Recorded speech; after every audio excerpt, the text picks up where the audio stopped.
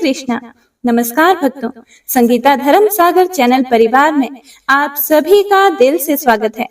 हे प्रिय भक्तजनों, भादों का महीना खत्म होने को है। जो भी भक्त कथाओं को सुन रहे हैं, लाइक और कमेंट करके आशीर्वाद दे रहे हैं, इसके लिए आप सभी भक्तों का बहुत बहुत धन्यवाद। आज आप आगे की कथा सुनेंगे, जिसमें आपको पता चलेगा कि हमारे कर्मों का किस प्रकार का फल हमें मिलता है। यमलोक के मार्ग और उनके चारों द्वार किस प्रकार के दिखाई देते हैं। बहुत ही रोचक कथा है। अपना कीमती समय एक बार फिर से आप आज के अध्याय को जरूर दीजिएगा। ओम नमो नारायणाय। हे प्रिय भक्तों, मुनि बोले कि हे ब्राह्मण, आपके मुख से निकले हुए पुण्य धर्ममय वचनामृतों से हमें तृप्ति नहीं होती, अपितु अधिकाधिक सुनने की उत्कंठा बढ़ती जाती है। हे मुने, आप परम बुद्धिमान हैं और प्राणियों की उत्पत्ति, लय और कर्म गति को जानते हैं। इसीलिए हम आपसे और भी प्रश्न करते हैं। सुनने में आता है कि यमलोक का मार्ग बड़ा ही दुर्गम है। वह सदा दुख और क्लेश देने वाला है तथा समस्त प्राणियों के लिए बड़ा ही भयंकर है। उस मार्ग की लंबाई कितनी है तथा मनुष्य उस मार्ग से यमलोक की यात्रा किस प्रकार करते हैं। हे मुने, कौन सा ऐसा उपाय है जिससे नरक के दुखों की प्राप्ति ना हो। यह सुनकर व्यास जी ने कहा, हे उत्तम व्रत का पालन करने वाले मुनिवरों, सुनो। यह संसार चक्र प्रवाह रूप से निरंतर चलता रहता है। अब मैं प्राणियों की मृत्यु से लेकर आगे जो अवस्था होती है उसका वर्णन करूंगा। इसी प्रसंग में यमलोक के मार्ग का भी निर्णय किया जाएगा। यमलोक और मनुष्य लोक में 86,000 योजनों का अंतर है। उसका मार्ग तपाए हुए तांबे की भांति पूर्ण तप्त रहता है। प्रत्येक जीव को यमलोक के मार्ग से जाना पड़ता है। पुण्य आत्मा पुरुष पुण्य लोकों में और नीच पापाचारी मानव पापमय लोकों में जाता है। यमलोक में 22 नरक हैं, जिनके भीतर पापी मनुष्यों को पृथक पृथक यातनाएं दी जाती हैं। उन नरकों के नाम ये हैं: नरक, रौरव, रौद्र, शुकर, ताल, कुंभीपाक, महाघोर, शालमल, विमोहन, किटाद, कृमिभक्ष, लालाभक्ष, भ्रम, पीब बहाने वाली नदी, रक्त बहाने वाली नदी, जल बहाने वाली नदी, अग्नि ज्वार, महारौद्र, संदंश, शून भोजन, घोर वैतरणी और 80 पत्रवन। यमलोक के मार्ग में ना तो कहीं वृक्ष की छाया है, ना तालाब और पोखरे हैं, ना बावड़ी, ना पुष्करिणी है, ना कूप है, ना पौंसले हैं, ना धर्मशाला है और ना मंडप है, ना घर है, ना नदी एवं पर्वत है और ना ठहरने के योग्य कोई स्थान ही है, जहाँ अत्यंत कष्ट में पड़ा हुआ थका मांदा जीव विश्राम कर सके। उस महान पथ पर सभी पापियों को निश्चय ही जाना पड़ता है। जीव को यहाँ जितनी आयु नियत है, उसका भोग पूरा हो जाने पर इच्छा ना रहते हुए भी उसे प्राणों का त्याग करना पड़ता है। जल, अग्नि, विष, क्षुधा, रोग अथवा पर्वत से गिरने आदि किसी भी निमित्त को लेकर देहधारी जीव की मृत्यु होती है। 5 भूतों से बने हुए इस विशाल शरीर को छोड़कर जीव अपने कर्मानुसार यातना भोगने के योग्य दूसरा शरीर धारण करता है। उसे सुख और दुख भोगने के लिए सुदृढ़ शरीर की प्राप्ति होती है। पापाचारी मनुष्य उसी देह से अत्यंत कष्ट भोगता है और धर्मात्मा मनुष्य प्रसन्नता पूर्वक सुख का भागी होता है। शरीर में जो गर्मी या पीत है, वह तीव्र वायु से प्रेरित होकर जब अत्यंत कुपित हो जाता है, उस समय बिना ईंधन के ही उद्दीप्त हुई अग्नि की भांति बढ़कर मर्म स्थानों को विदीर्ण कर देता है। उसके बाद उदान नामक वायु ऊपर की ओर उठता है और खाए पिए हुए अन्न जल को नीचे की ओर जाने से रोक देता है। उस आपत्ति की अवस्था में भी उसी को प्रसन्नता रहती है जिसने पहले जल, अन्न एवं रस का दान किया है। जिस पुरुष ने श्रद्धा से पवित्र किए हुए अंतःकरण के द्वारा पहले अन्न दान किया है, वह उस रुग्णावस्था में अन्न के बिना भी तृप्ति लाभ करता है। जिसने कभी मिथ्या भाषण नहीं किया, दो प्रेमियों के पारस्परिक प्रेम में बाधा नहीं डाली तथा जो आस्तिक और श्रद्धालु हैं, वह सुख पूर्वक मृत्यु को प्राप्त होता है। जो देवता और ब्राह्मणों की पूजा में संलग्न रहते, किसी की निंदा नहीं करते तथा सात्विक, उदार और लज्जाशील होते हैं, ऐसे मनुष्यों को मृत्यु के समय कष्ट नहीं होता। जो कामना से, क्रोध से अथवा द्वेष के कारण धर्म का त्याग नहीं करता, शास्त्रोक्त आज्ञा का पालन करने वाला तथा सौम्य होता है, उसकी मृत्यु भी सुख से होती है। जिन्होंने कभी जल का दान नहीं किया है, उन मनुष्यों को मृत्यु काल उपस्थित होने पर अधिक जलन होती है तथा अन्न दान ना करने वालों को उस समय भूख का भारी कष्ट भोगना पड़ता है। जो लोग जाड़े के दिनों में लकड़ी दान करते हैं, वे शीत के कष्ट को जीत लेते हैं। जो चंदन दान करते हैं, वे ताप पर विजय पाते हैं तथा जो किसी भी जीव को उद्वेग नहीं पहुंचाते, वे मृत्यु काल में प्राण घातिनी क्लेश में वेदना का अनुभव नहीं करते। ज्ञान दाता पुरुष मोह पर और दीप दान करने वाले अंधकार पर विजय पाते हैं। जो झूठी गवाही देते, झूठ बोलते, अधर्म का उपदेश देते और वेदों की निंदा करते हैं, वे सब लोग मूर्छाग्रस्त होकर मृत्यु को प्राप्त होते हैं। ऐसे लोगों की मृत्यु के समय यमराज के दुष्ट दूत हाथों में हथौड़ी एवं मुद्गर लिए आते हैं। वे बड़े भयंकर होते हैं और उनकी देह से दुर्गंध निकलती रहती है।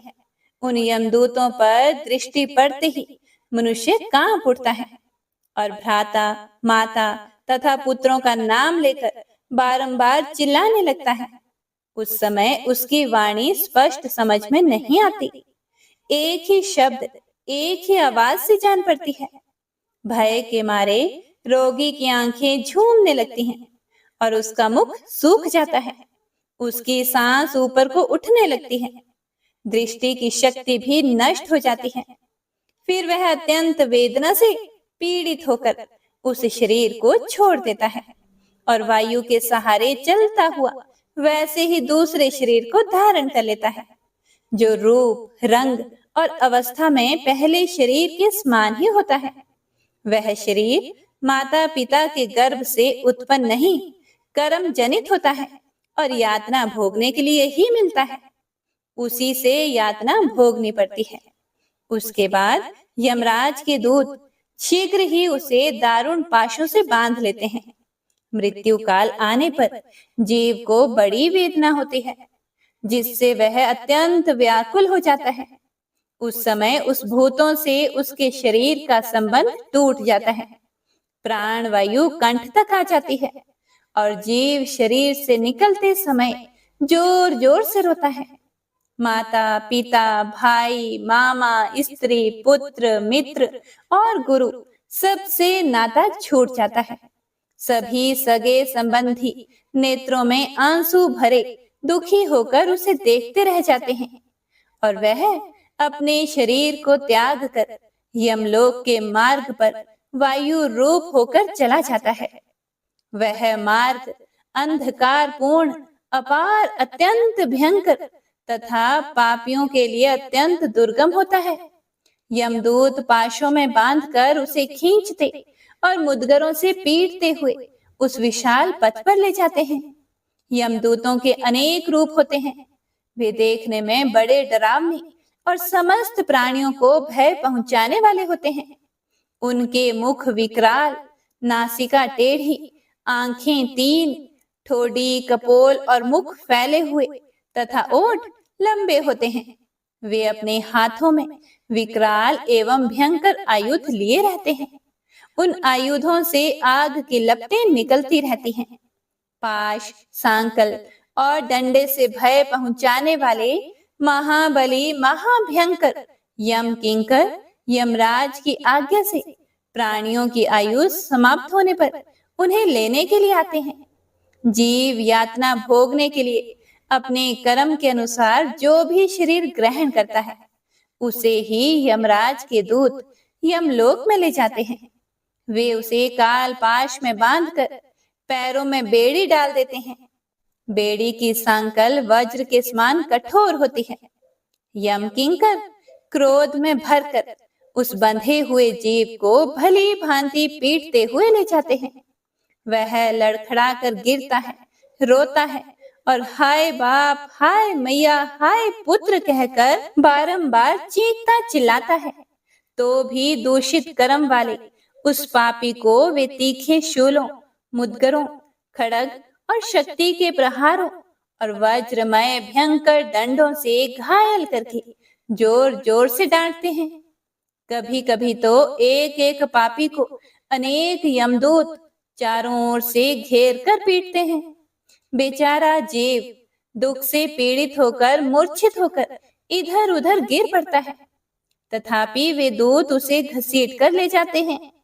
कहीं भयभीत होते, कहीं त्रास पाते, कहीं लड़खड़ाते और कहीं दुख से करुण क्रंदन करते हुए जीवों को उस मार्ग से जाना पड़ता है। यमदूतों के फटकार पड़ने से वे उद्विग्न हो उठते हैं और भय से विवल होकर कांपते हुए शरीर से दौड़ने लगते हैं। रास्ते पर कहीं कांटे बिछे होते हैं और कुछ दूर तक तपी हुई बालू मिलती है। जिन मनुष्यों ने दान नहीं किया है, वे उस मार्ग पर जलते हुए पैरों से चलते हैं। जीव हिंसक मनुष्य के सब ओर मरे हुए बकरों की लाशें पड़ी होती हैं, जिनकी जली और पटी हुई चमड़ी से मेदे और रक्त की दुर्गंध आती रहती है। वे वेदना से पीड़ित होकर जोर जोर से चीखते चिल्लाते हुए यम मार्ग की यात्रा करते हैं। हे प्रिय भक्तों, आगे श्री व्यास जी बोले कि हे मुनियों, शक्ति, भिंदीपाल, खड़ग, तोमर, बाण और तीखी नोक वाले शूलों से उनका अंग अंग विदीर्ण कर दिया जाता है। कुत्ते, बाघ, भेड़िए और कौवे उनके शरीर का मांस नोच नोच कर खाते रहते हैं। मांस खाने वाले लोग उस मार्ग पर चलते समय आरे से चीरे जाते हैं। सूअर अपनी दाढ़ों से उनके शरीर को विदीर्ण कर देते हैं। जो अपने ऊपर विश्वास करने वाले स्वामी, मित्र अथवा स्त्री की हत्या कराते हैं, वे शस्त्रों द्वारा छिन्न भिन्न और व्याकुल होकर यमलोक के मार्ग पर जाते हैं। जो निरपराध जीवों को मारते और मरवाते हैं, वे राक्षसों के ग्रास बनकर उस पथ से यात्रा करते हैं।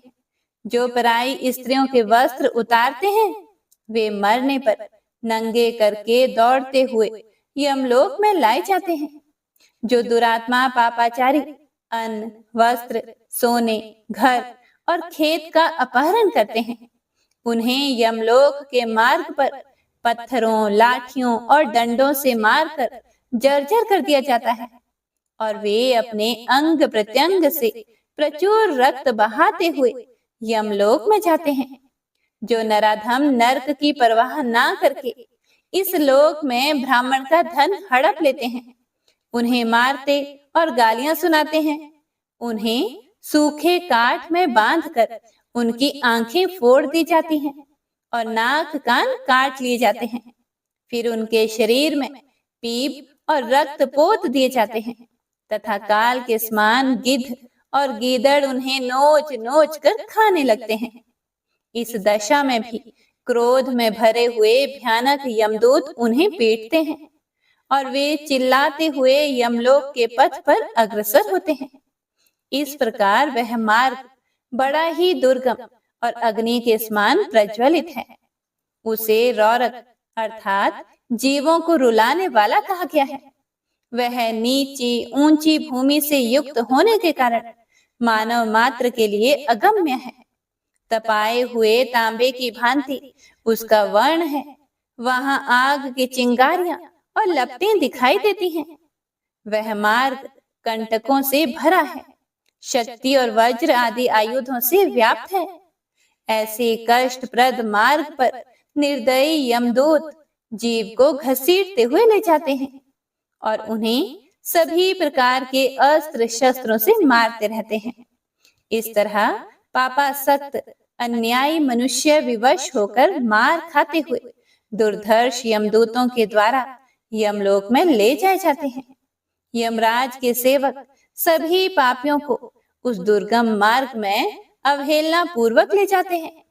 वे अत्यंत भयंकर मार्ग जब समाप्त हो जाता है, तब यमदूत पापी जीव को तांबे और लोहे की बनी हुई भयंकर यमपुरी में प्रवेश करवाते हैं।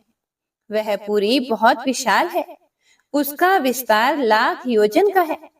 वह चौकोर बताई गई है, उसके 4 सुंदर दरवाजे हैं। उसकी 4 दीवारी सोने की बनी है, जो 10,000 योजन ऊंची है। यमपुरी का पूर्व द्वार बहुत ही सुंदर है। वहां फहराती हुई सैकड़ों पताकाएं उसकी शोभा बढ़ाती है। हीरे, नीलम, पुखराज और मोतियों से वह द्वार सजाया जाता है। वहां गंधर्वों और अप्सराओं के गीत और नृत्य होते रहते हैं। उस द्वार से देवताओं, ऋषियों, योगियों, गंधर्वों, सिद्धों, यक्षों और विद्याधरों का प्रवेश होता है। उस नगर का उत्तर द्वार घंटा, छत्र, चंवर तथा अनेक प्रकार के रत्नों से अलंकृत है। वह वीणा और वेणु की मनोहर ध्वनि गूंजती रहती है। गीत, मंगलगान और ऋग्वेद आदि के सुमधुर शब्द होते रहते हैं। वहां महर्षियों का समुदाय शोभा पाता है। उस द्वार से उन्हीं पुण्य आत्माओं का प्रवेश होता है जो धर्मज्ञ और सत्यवादी हैं, जिन्होंने गर्मी में दूसरों को जल पिलाया और सर्दी में अग्नि का सेवन करवाया है, जो थके मांदे मनुष्यों की सेवा करते और सदा प्रिय वचन बोलते हैं, जो दाता, शूर और माता पिता के भक्त हैं, तथा जिन्होंने ब्राह्मणों की सेवा और अतिथियों का पूजन किया है, वे भी उत्तर द्वार से ही पुरी में प्रवेश करते हैं। हे प्रिय भक्तों, व्यास जी बोले कि हे मुनियों, यमपुरी का पश्चिम महाद्वार तरह तरह के रत्नों से विभूषित है। विचित्र विचित्र मणियों की वहां सीढ़ियां बनी हैं। देवता उस द्वार की शोभा बढ़ाते हैं। वहां भेरी, मृदंग और शंख आदि वाद्यों की ध्वनि हुआ करती है। सिद्धों के समुदाय सदा हर्ष में भरकर उस द्वार पर मंगल गान करते हैं।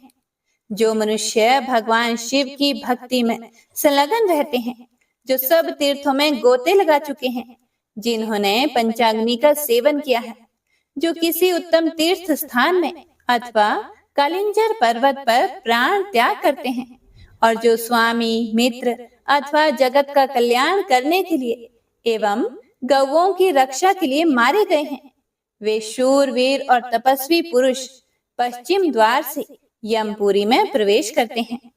उस पुरी का दक्षिण द्वार अत्यंत ही भयानक है। वह संपूर्ण जीवों के मन में भय उपजा देने वाला है। वहां निरंतर हाहाकार मचा रहता है, सदा अंधेरा छाया रहता है। उस द्वार पर तीखे सींग, कांटे, बिच्छू, सांप, वज्रमुख, कीट, भेड़िए, व्याघ्र, रीछ, सिंह, गीदड़, कुत्ते, बिलाव और गिद्ध उपस्थित रहते हैं। उनके मुखों से आग की लपटें निकला करती हैं। जो सदा सबका अपकार करने वाले पापात्मा हैं, उन्हीं का उस मार्ग से पुरी में प्रवेश होता है।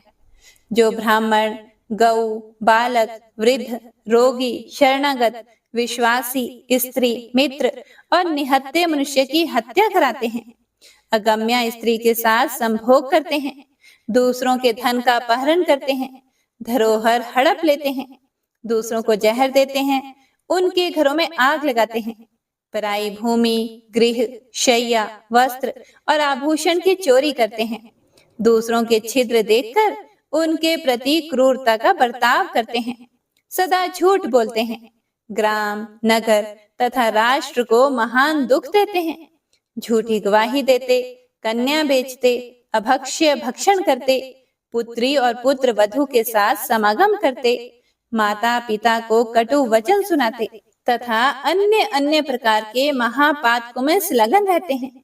वे सब दक्षिण द्वार से यमपुरी में प्रवेश करते हैं।